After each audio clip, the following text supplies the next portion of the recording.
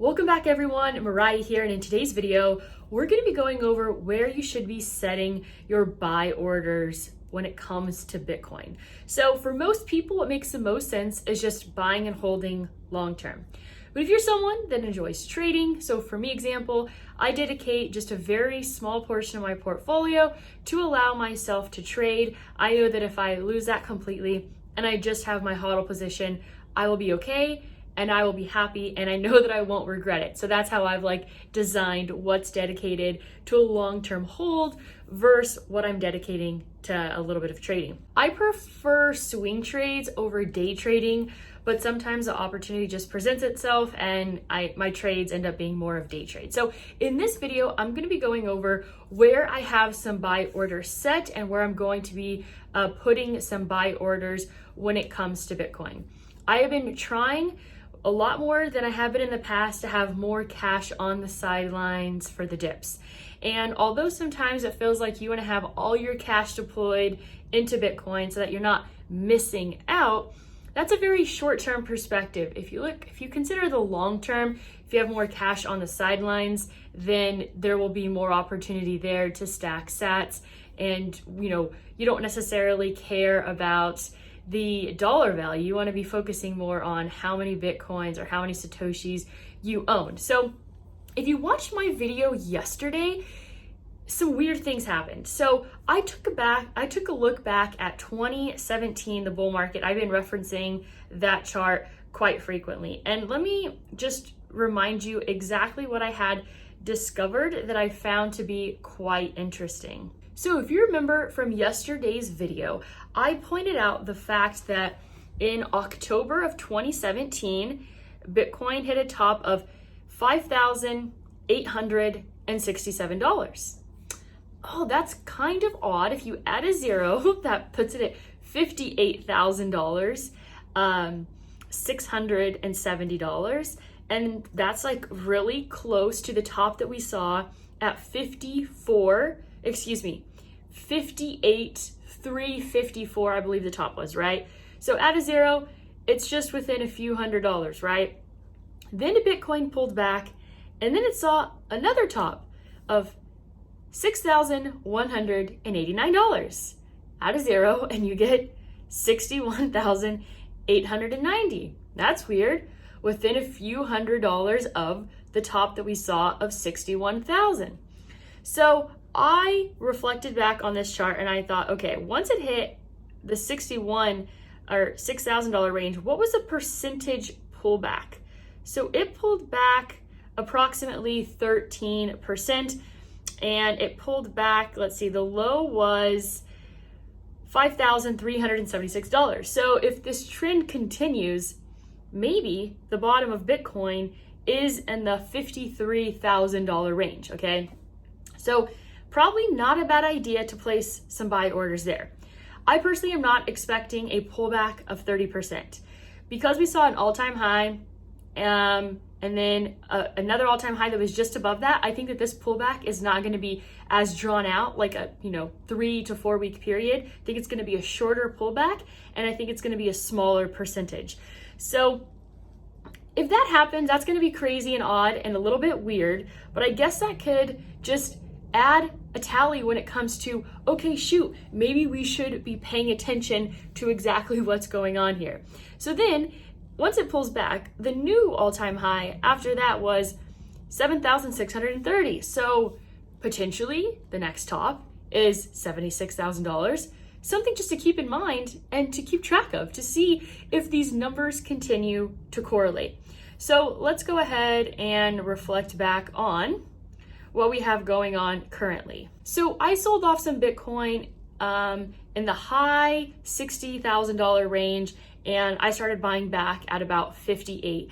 And even though I knew that Bitcoin is probably going to pull back more, I didn't want to necessarily take the chance. I kind of just wanted to profit a few $1,000s so that I could buy some more Bitcoin with that. I didn't want to be overwhelmingly greedy. So as we saw from 2017, during that same period of time, Bitcoin pulled back approximately 13%. So far, we have pulled back approximately 12%, which is extremely close. And if it goes all the way to the 13% range, that puts us in the $53,000 range, of course, right? So another thing to consider is that this light blue line is the 21-day moving average. So right now it's sitting just below 53,000. It's going to continue to rise as time progresses. And so I think that could potentially be the level of support that we see. So if I was someone that wanted to set some aggressive orders, I would be setting buy orders between $53,000 and $54,000. I think that is a big possibility. When it comes to the daily chart, we see here the red 9. I think a 1 to 4 candle pullback is very likely. Let's take a look at the 12-hour. We could definitely see some more pullback happening there, maybe a couple more candles. The 4-hour chart is looking like it's going to be printing a red 9 coming up. Let's take a look at the 1 hour. The 1 hour isn't giving us a ton of clarity. So someone just recently had me change my moving averages. So this is something that I've been just playing with for like the last week. It's Monday. Yeah, I was told this last Monday. So basically, he said that when the green crosses down to sell, so you would have been selling here, in the high 59,000s. And if you're waiting for the green to cross over the red, and just so you guys know, the red is a 12 EMA and the green is a 5 EMA. So if you just double click your moving averages, then you could easily just change the length of time here. So there's going to be some people that try to catch the bottom, right, in like the $53,000, $54,000 range.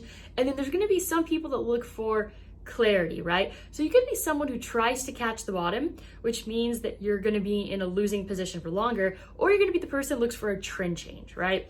So a trend change would be, okay, when the green crosses back over the red, then that is a sign to get back in. Well, it'll be interesting to see how the 30-minute progresses over time to see if we print a lower low. Let's take a look at the 15-minute chart. Yeah, the 15-minute chart is looking quite bearish in my opinion. I am not really looking into catching a knife. I think that checking the 1 minute for a trend change is just too short of a time frame, but the 5 minute tends to work out quite well. So you could see here on the 5 minute, a lower low was just printed. So I'm not running to jump into Bitcoin any moment. The 1 minute is still trending downwards, and the price currently, thank God I'm finally back on Eastern time, because I'm glad that Puerto Rico doesn't do a time change, but at the same time, for the period of time between fall and spring, we are 4 hours behind West Coast versus 3, which is kind of a pain when it comes to keeping in touch with my family. So the current price, $55,770. So when it came to the free money I got from successfully trading Bitcoin yesterday, the free US dollars, I went ahead and put an order for 0.05 of a Bitcoin up at 57,777. And for me, my perspective on that was like, listen, this is free money. I'm not trying to be extra greedy and set super low buy orders. So I deployed some of the cash I had profited and did that. And then I have another buy order here for 0.02 at 55,111. I still have a little bit of money left over, and I'll probably start putting some orders for very small amounts in the $53,000 to $54,000 range. I think that that price could easily be coming in the next 48 to 72 hours. And there's always a possibility that Bitcoin just goes up and doesn't go down and hit those levels. So you have to be prepared for both scenarios. And so make sure you do that so that you are not disappointed. So that is all I have for you today. As always, go out there and create a portfolio that you love.